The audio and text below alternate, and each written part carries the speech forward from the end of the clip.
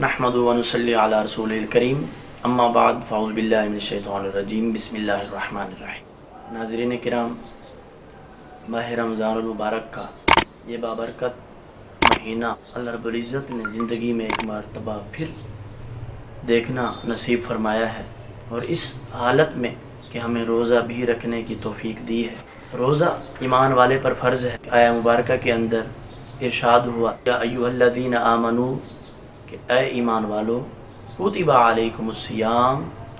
کہ تم پر روزے فرض کر دیے گئے، کما کتب علی الذین من قبلکم، جس طرح تم سے پہلوں پر فرض کیے گئے، لعلکم تتقون، تاکہ تم پرہیزگار بن جاؤ۔ روزے کی فرضیت کا ذکر ہوا، اس کا ایک بہت بڑا فائدہ، اس کی حکمت بیان کی رب عز و جل نے، لعلکم تتقون، کہ اس لیے تم پر فرض کیا گیا ہے تاکہ تم پرہیزگار بن جاؤ۔ ویسے روزے کے اگر اسرار و رموز دیکھے جائیں، اس کی حکمتیں، اس کے فوائد دیکھے جائیں، تو باقی عبادات سے زیادہ کہیں کثیر تعداد کے اندر حکمتیں پائی جاتی ہیں، اس کے فوائد ہیں، اس کے اسرار و رموز ہیں، اور خصوصاً بندے کا جو اپنے رب کے ساتھ تعلق ہے، اس تعلق کو مضبوط کرنے کا ایک بہت بڑا ذریعہ ایک روزہ ہے۔ انسان کا جو اپنے رب کے ساتھ، اپنے خالق حقیقی کے ساتھ تعلق ہے، اس تعلق کی جو روح ہے وہ روزہ ہے۔ اللہ اور اس کے بندے کے درمیان جو تعلق ہے، اس تعلق کے اندر تین چیزوں کا بڑا کردار ہے، بڑا ہی اہم رول ہے۔ وہ تین چیزیں کیا ہیں؟ نمبر 1 اخلاص، نمبر 2 ایمان بالغیب، اور نمبر 3 امانت۔ اگر اس کی تفصیل دیکھی جائے تو جو پہلا ہے اخلاص، باقی عبادات کے مقابلے میں روزے کے اندر زیادہ اخلاص پایا جاتا ہے۔ باقی عبادات جب بندہ ادا کرتا ہے تو نظر آتا ہے، نماز ہے، نماز کی ایک کیفیت ہے، حیثیت ہے، اس کی ایک حالت ہے۔ جب بندہ نماز ادا کر رہا ہوتا ہے تو نظر آتا ہے، چاہے اس کی یہ نیت نہ بھی ہو۔ اسی طرح بندہ زکوٰۃ دیتا ہے تو دیتے ہوئے نظر آ سکتا ہے، حج ادا کرتا ہے تو حج ادا کرتے ہوئے بھی نظر آتا ہے۔ مگر روزہ ایک ایسی عبادت ہے، جب بندہ حالت روزہ میں ہوتا ہے تو کوئی بھی بندہ اس بندے کی حالت روزہ کو نہیں دیکھ سکتا کہ وہ اس کے روزے کی کیا حالت ہے،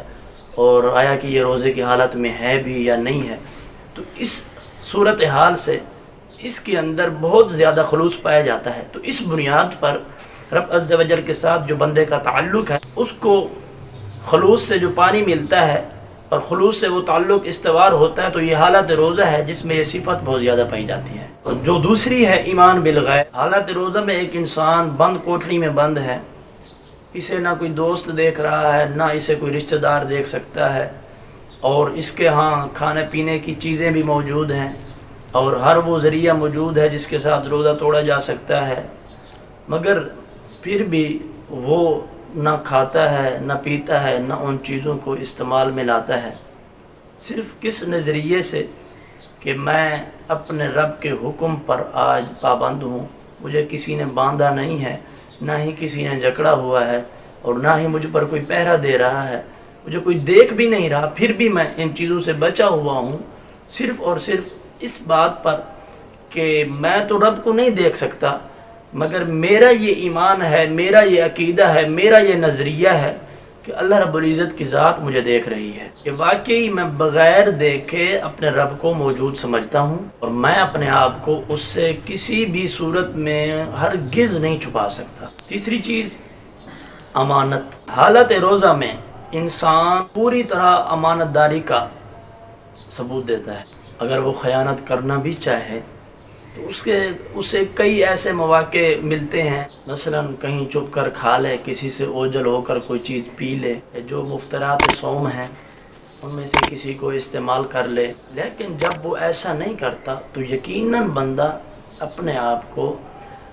امانت کا علم بردار بنایا رہا ہوتا ہے، جو یہ رب کی طرف سے میرے لیے روزے کی صورت میں سوغات ہے، میں اس امانت کے اندر بالکل خیانت نہ کروں گا، صرف اسی لیے کہ یہ رب کا حکم ہے۔ اس لیے یہ روزہ اللہ کے درمیان جو بندے کا تعلق ہے، اس کو زیادہ مضبوط کرنے کے لیے، استوار کرنے کے لیے یہ روزہ بہت بڑا ذریعہ ہے کہ اس سے انسان اپنے رب کے ساتھ جو تعلق ہے اس کو زیادہ مضبوط